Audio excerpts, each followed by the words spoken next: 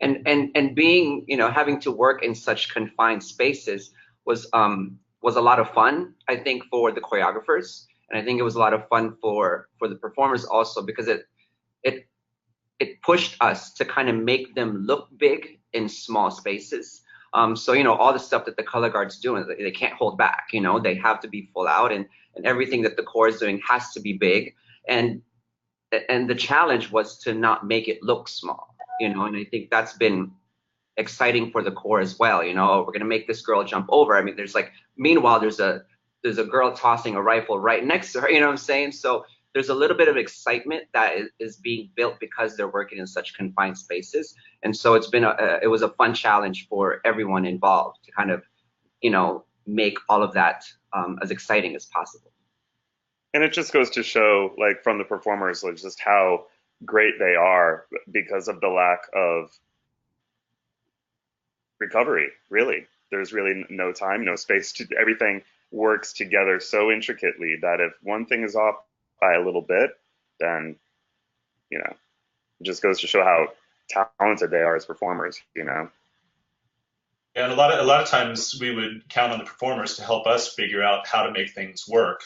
I'm sure you guys could speak to it even better than I could, but just manipulating the props, or I'm not gonna lie, it was probably the hardest, most complicated show I've ever been a part of, just because of the logistics of composing with all of these.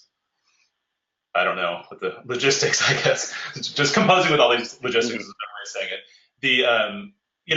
It's not just a matter of, okay, we have to create this set because we want to do this. It's when do we have time to move a prop? Who is playing when? Who is not playing when? So they could take this prop. How can we do it and make it part of the composition?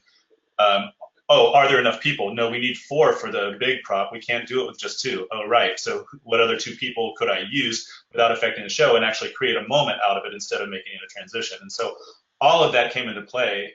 A lot of head pounding, a lot of conversations with all these guys, a lot of, calling Scott or someone saying, is it okay if 2 of the mellophones don't play? Or can the tubas, they're going past that prop, I need it to move over 8 steps that way. How about they just grab it with one hand? Can they do that?